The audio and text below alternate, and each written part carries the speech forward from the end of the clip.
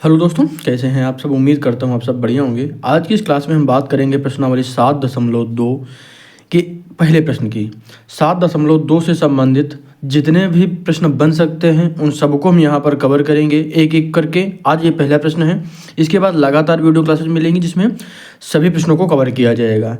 और परीक्षा से पहले यानी आने वाले 10 दिनों के अंदर जितनी भी एक्सरसाइज बची हैं सबको कवर करके हम आगे की तरफ बढ़ेंगे। ठीक है, यानी परीक्षा से पहले सभी प्रश्नों को हल करना है ताकि परीक्षा में कोई भी प्रश्न पूछा जाए तो वो आप पहले से हल कर चुके हों और उस टाइप के प्रश्न हल कर चुके हों, है ना। हूबहू वही प्रश्न नहीं आएंगे, लेकिन अगर इस टाइप के प्रश्न आपसे पूछे जाएंगे जो आप यहाँ पे हल कर चुके हैं, फिर आपके लिए वो सवाल लगाना आसान हो जाएगा। चलिए शुरुआत करते हैं। प्रश्न क्या है हमारा, उस बिंदु के निर्देशांक ज्ञात कीजिए जो बिंदुओं -1, 7 और 4, -3 को मिलाने वाले रेखाखंड को 2:3 के अनुपात में विभाजित करता है। बहुत आसान सा सवाल है। तो यहाँ पे कर लेते हैं क्या, हम इसको हम हल करते हैं। हल करेंगे तो क्या होगा, यहाँ पे लिख लेते हैं पहले माना वांछित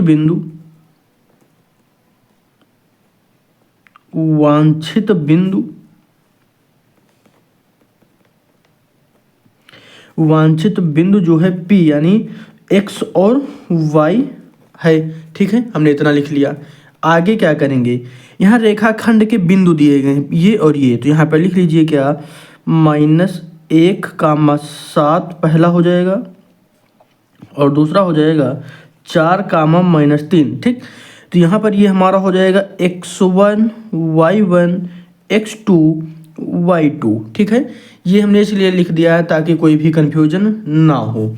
और जो अनुपात दिया गया है वो क्या है, तो अनुपात बराबर यहाँ पे है 2:3। ये है ना 2:3, तो हम 2:3, तो ये हमारा क्या हो जाएगा, तो ये हमारा हो जाएगा M1 और ये हमारा हो जाएगा अनुपात, चाहे तो लिख सकते हैं M2।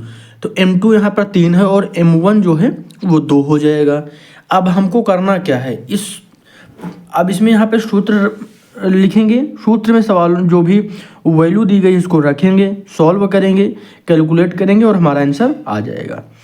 चलिए हम यहाँ पर हल कर लेते हैं। जैसे अगर हम यहाँ पर रखेंगे पहले x, ठीक है, x बराबर हमारा हो जाएगा M1 X2 plus M2 X1 बटे M1 प्लस M2। ठीक, अब यहाँ पर वैल्यू रख दीजिए और एक यहाँ पे y बराबर लिख लीजिए। तो y बराबर क्या होगा, M1 Y2 plus M2 Y1 बटे M1 प्लस M2, दोनों में वैल्यू रख दीजिए बस।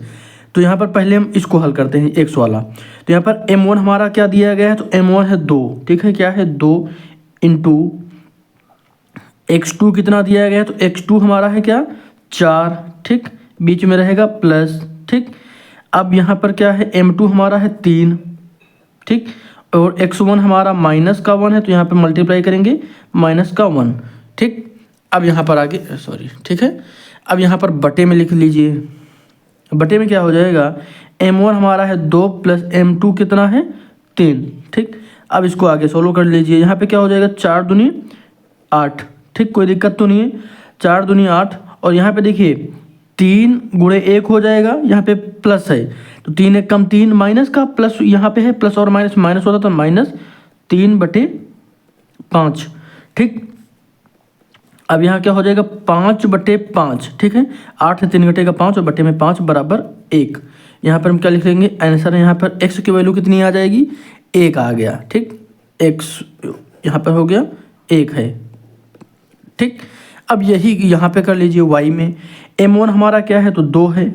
ठीक, क्या है 2 है, यहाँ पे मल्टीप्लाई करेंगे। Y2 कितना है, तो -3 है, तो यहाँ पे ब्रैकेट में -3 प्लस M2 हमारा क्या है 3 और Y1 कितना है, तो 7 है, मल्टीप्लाई 7।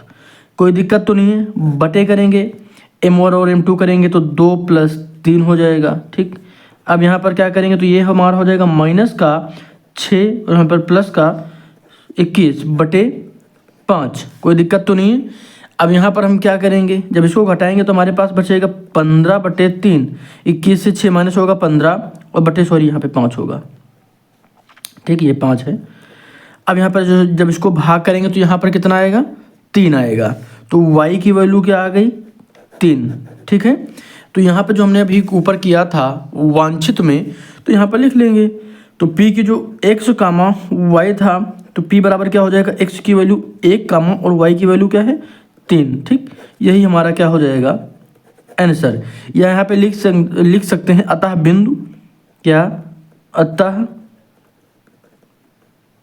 बिंदु 1,3 होंगे या हैं। ठीक, ये हमारा आंसर हो जाएगा। ठीक है, इसको लिख सकते हैं पूरा।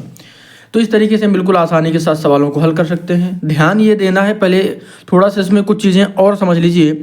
जो भी अनुपात में दिया गया है वो m1 अनुपात m2 में हो जाएगा। ठीक, और जो भी ये 2 बिंदु दिए गए हैं, तो पहला x1 y1 और x2 y2 हो गया। और जो ये फार्मूला है, जो ये सूत्र है, इस सूत्र में वैल्यू रखते समय आप गलती मत करिएगा, फिर आपका आंसर कभी गलत नहीं होगा। वैल्यू रखते समय ध्यान से रखिएगा, जो भी जिसके मान दिए गए हैं उनके मान रखिएगा और कैलकुलेशन सही करिएगा, फिर आपसे गलत नहीं होगा, आपका आंसर सही आएगा। ठीक है, उम्मीद करता हूँ समझ गए होंगे। किसी भी प्रश्न में बोर्ड परीक्षा से संबंधित कोई डाउट है तो ज़रूर बताइएगा, कमेंट कर दीजिएगा। चाहे आप नीचे जाके कमेंट कर सकते हैं, इसमें वीडियो के डिस्क्रिप्शन में कमेंट बॉक्स में जाके कमेंट कर सकते हैं, या फिर आप कोई भी डाउट है तो उसको फ़ोटो अगर मान लिया खींच सकते हैं, फ़ोटो खींच के भी शेयर कर देंगे तो कोई दिक्कत नहीं, हम उसको आपको सोल्व के रूप में समझा देंगे, फिर दिक्कत ही नहीं होगी। ठीक है, आपके मन में कोई भी डाउट है किसी भी प्रश्न को लेकर तो जरूर बताइएगा और सब्सक्राइब और शेयर करिएगा। धन्यवाद।